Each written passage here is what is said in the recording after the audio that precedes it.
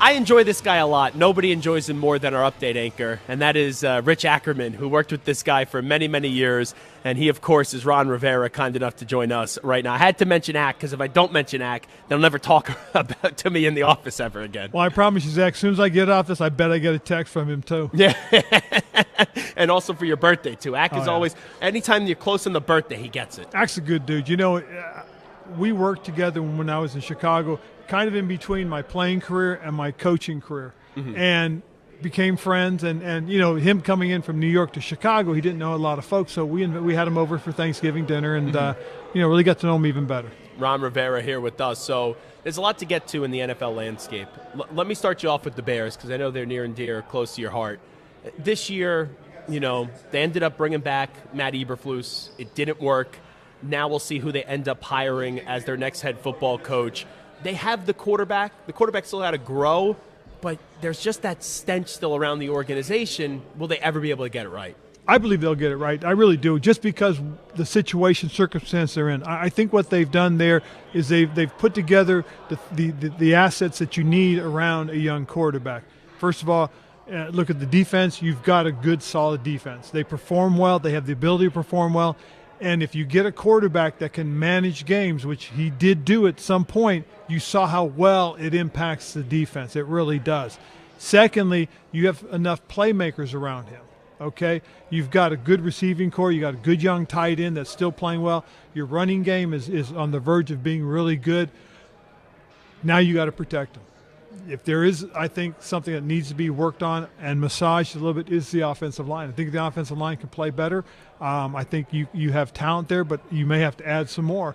Because when I was in Carolina, one of the first rules we had was identify your franchise quarterback. Okay, we didn't have one, so we said we got to go get one. Now we go get one. You've got to protect him, and you got to put playmakers around him, and then you got to support him with the defense.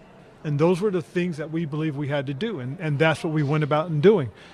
The next year we draft Luke Kuechly, and next thing you know, we're off to the races. When you look at the Panthers now, when they benched Bryce Young, I thought that was it for him. And then he came back, and man, we've seen a different Bryce Young where I don't think they're taking a quarterback in the draft this year, and he's their guy next year. I don't think they need to. I think what happened was brilliant, and I went through the same thing when I was here in Washington my first year. We had a young man in Dwayne Haskins, you know, and we started off with Dwayne. Things weren't going in the direction they needed to be. He wasn't playing, you know, the way I believed he was capable of. So I benched him and went with the veterans. And what happened was you do two things. One is you got to make sure you put your arm around the young guy and say, look, this isn't the end of it. How you handle this, what you learn from this is what's going to make or break you, okay? And I know Dave Canales did that, and he did that with Bryce, okay? The thing that I appreciated was the way Bryce handled it. Bryce was attentive. He was supportive. He was willing to learn and grow. He didn't take this as I'm getting slapped down, this is BS. No, he was a teammate that helped. He was what was best at the time for the team. Andy Dalton, credit to him, he mentored the kid. He helped the kid. So because Bryce did what he did, you know, everybody said, okay, he's working at it. Then what you do as the head coach, you tell these guys, the other 50, hey, we can win, let's go. Well, that's what I went through, and Dave went through the same thing. And what happened was because Bryce did the things you needed to do, when Dalton got hurt in that car accident, he had to play. And he played well, and his teammates recognized it. And next thing you know, everybody's starting to rally around the kid. Credit to Dave Canales. He started changing the way he was approaching the game and the plays that he was calling, and that really helped Bryce's development. Now, all of a sudden, you got a young man that people are saying, hey, you know what? This may be the future. So when we go through all your stops, we know that we're here in D.C. We talk about the Commanders. I don't think you are like this way, but I have to ask it.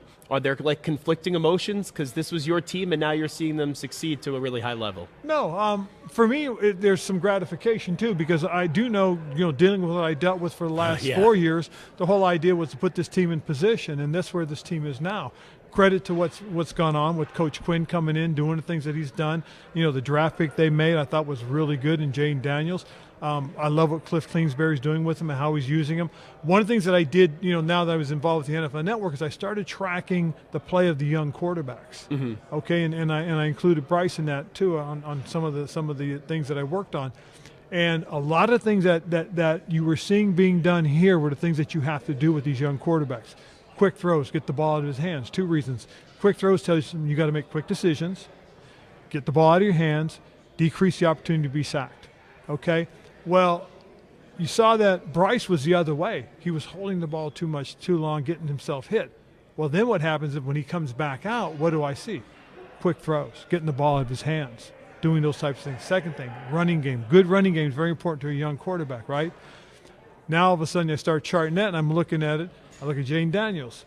Plays off of play action were big numbers, good numbers. All of a sudden Bryce's numbers off of play actions, they started jumping. So there's a formula there with young quarterbacks, and that is you got to have a good running game. Why? Because a good running game helps increase the credibility of your play action. So there was a lot of positive things that have been happening for those kids. Well, you look at what they're doing in Washington with the Commanders, and again, credit to what Cliff Kingsbury doing with the offense, credit to what Dan Quinn has done with the team. And I'll look at these young quarterbacks around the league, guys that are year 1 or year 2 in. I know it may not look so pretty from a statistical standpoint and a winning standpoint, but a guy like Drake May, you got a young coaching staff, new coaching staff coming in. You also have really, I could say this as a Patriot fan, one of the worst offensive lines in the league and no number 1 wide receiver. And that's what a franchise quarterback does, is he does more with less, and that's what you're seeing. That's exactly what you're seeing. And what you want to do is, what you really want to see is you want to see things that quarterbacks that are franchise quarterbacks, they elevate the play of the people around them, and they elevate the play of the other side of the ball. Okay? And they do that because when you are playing good football and you're running the football and you're chewing up the clock and you're managing the game, not turning the ball over, you're keeping your defense off the field, you're keeping them fresh.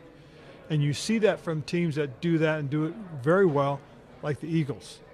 They're one of those teams that when you watch, when that offense is clicking, that defense is rested, and they're coming out and they're taking the ball away and putting the offense right back on the field. You had to deal with a lot with the Commanders. We don't really need to go into detail with it. I thought a lot of times you had to answer for the owner, but you know what it's like to be in a difficult situation when there's a lot of controversy. I'm not comparing this directly, but you look at the Eagles right now. You have a week where Brandon Graham, who's out for the year, starts off the week talking about how the relationship isn't good with A.J. Brown and Jalen Hurts anymore. They've had to respond about this all through the week.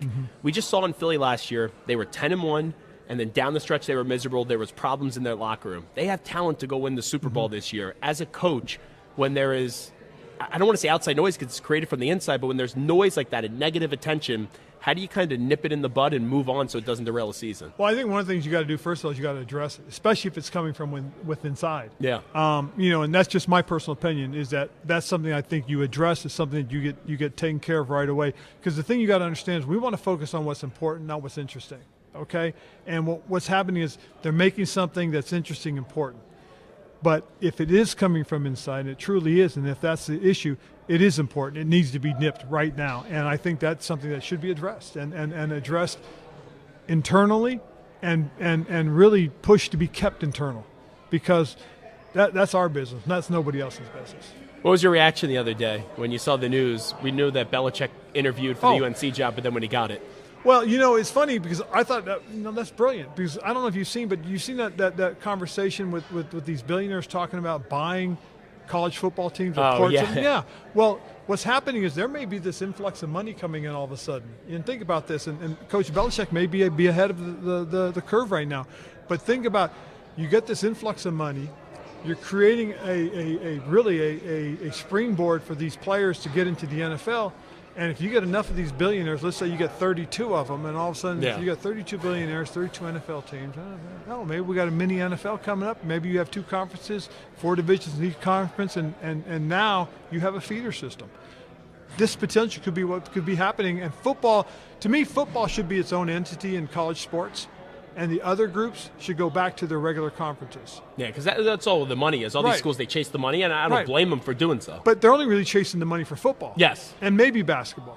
In some select places, But leave the Olympic sports, the other sports, to compete regionally instead of having to travel across the country to play and spend all that money. Well, I'll ask you this. You were established, right? You had a lot of good days as an NFL head coach. If one of these colleges called you up, would you be interested? I think I would. I think the thing that I have to do is really look at the circumstances, situation, and the commitment. I promise you, Coach Belichick, that was one of the things he was probably going through in the discussions is, hey, I need commitment. Just because I'm showing up doesn't mean we're instant winners. If I'm showing up, I need commitment from all you folks to come in. That's what will make us the winner, is if we come together and do this together. I promise you, this one thing he's not going to accept is, if you're not going to commit to me, why would I commit to you? So you have to have commitment to do something at this scale, at that large. There has to be commitment from a lot of folks. Do you feel like you've coached your last down as a head coach in the league? No.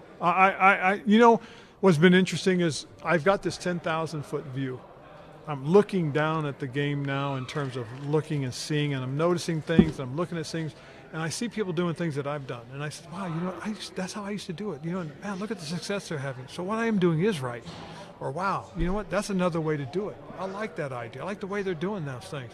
So I'm kind of getting a chance to evaluate myself, evaluate the things that I've done, and kind of think about some of the things I would do differently and how I would do them. So if someone asked you, why is Ron Rivera going to be a head coach again in this league? Like, what would that differently kind of look like? I think it would look a lot like some of the things that I've done and some of the things I'm going to change. I really do. I think I've learned enough now to understand what it takes.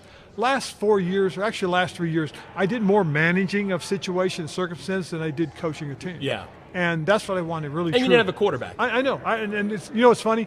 I said that. Somebody asked me, what's the difference between your team and these teams? And I said, well, quarterback. And they kind of, I said, no, it's true. This is a quarterback-driven league. If you have a quarterback, you have a chance. It doesn't matter where he is in his stage of his career, as long as he is a serviceable guy that can manage and control and make plays when he needs to, you got a chance. In this league, you do. But if your quarterback is okay, is not as serviceable, it's hard sledding. If you don't get the call to be a head coach this year, would a coordinator still interest you or no? Yeah, the right situation. Again, there's a lot of things that I can contribute. You get a really young first-time head coach, I promise you he's going to make a million mistakes. Yeah. And he's not going to know how to handle those mistakes unless he has somebody that's been through it there to help mentor him through it. Leslie Frazier's doing that in Seattle as the assistant head coach there, and he's helping Mike McDonald through these things and look at where they are as a team. Last thing I'll ask you, just because I don't know your relationships and all of them, but a guy like Ben Johnson, right? It's my favorite part of football right now is watching his offense because it's just so fun to watch, and it's like, wow, I wish that was my team right now. But there's been a lot of times, right, more times that it hasn't gone the right way than it does, where that young hotshot offensive or defensive coordinator, when they become a head coach, they're just not what they were as a coordinator. What do you hear about Ben, and why do you believe that maybe he could be a great head coach? I think he can be a really good head coach because of his creativity. The things that he'd have to learn, obviously, is you're now in control of the whole room. Okay, you and this is one of the hard things for these young guys is that they want to be the primary play caller too. So you've got to manage 53 players. You've got to manage 16 on your practice squad. You've got to manage the injured guys. You've got to manage every facet of football operations. You've got to manage the coaches as well, and then game plan and prepare for the next opponent. And so there's a lot. There really is. And there's not a lot of Andy Reid's. There's not a lot of Bill Belichick's out there. Not a lot of guys that do that and do it very, very well. So I know you've worked with USAA for many years. I remember talking to you for years at the Super Bowl. But kind of tell me just what this game means to you, Army-Navy. Well, it means a lot for me because I grew up in a military family. And one of the great escapes you always had in the military, from what I understand, has always been sports. Sports has been something that draws people together. It bonds them together and also reminds them of home. It's really neat to have soldiers that when they come back or they come watch practice, boy, I really appreciate you guys playing on Sundays, man, because, when we were over in the Middle East, and this was our great escape. This was really cool. Well, for us, as kids that grew up in the military, sports really was our avenue. So watching the Army-Navy game was a big deal for us. And, my dad was in the Army for 32 years, so I'm cheering Army, go Army. And I really do appreciate USAA being involved because, USAA's salute to service with the NFL has been a really cool thing.